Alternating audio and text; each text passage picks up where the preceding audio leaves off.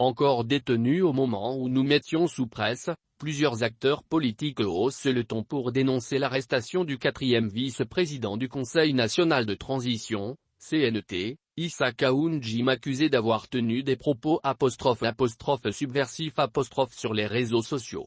Dans la soirée du mardi 26 octobre, le quatrième vice-président du CNT, Issa Khaoun Jim, a été interpellé chez lui sur instruction du tribunal de la commune 4 du district de Bamako. La justice reproche à ce fervent défenseur du président de la transition de comportement délictuel à travers les réseaux sociaux. Pour cette raison, il a été placé en garde à vue au camp 1 de la gendarmerie du district de Bamako, selon plusieurs sources. Au moment où nous mettions sous presse, il y était toujours gardé. Sur cette affaire, le bureau du Conseil national de transition s'est réuni hier mercredi dans l'après-midi. Mais, rien n'a filtré de cette rencontre si ce n'est que « la situation est sous contrôle », nous a balancé un membre de l'organe législatif de la transition sans plus de précision.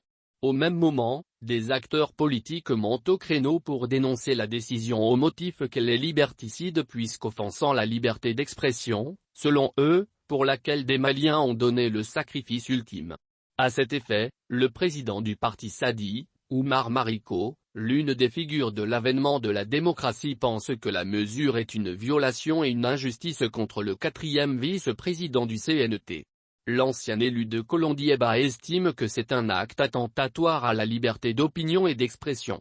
Après avoir écouté les vidéos de Issa Khaoun Jim, je n'ai entendu aucun propos grave qui justifie son interpellation, a-t-il affirmé à Figaro Mali. De son côté, le Parena, dans un communiqué rendu public hier soir, se positionne contre l'arrestation d'Issa Khaoun Jim. Le Parena a appris avec stupéfaction l'interpellation de Issa Khaoun Jim pour avoir critiqué une décision du gouvernement.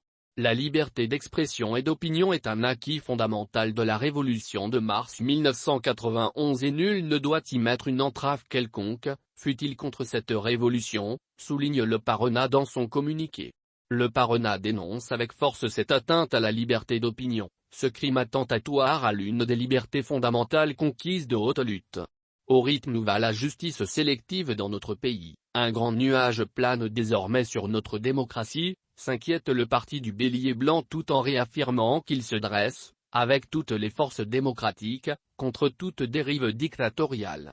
C'est pourquoi, le parti exige dans sa déclaration la libération sans condition d'Issa Khaoun Jim avant d'inviter le pouvoir de cesser de faire planer sur nos têtes l'épée de la privation de la liberté pour un oui ou pour un non. En plus de ceci, le mouvement politique de Issa Khaoun Jim, ACRE, a également réagi en rappelant que la liberté d'expression et d'opinion est un droit fondamental de toute démocratie.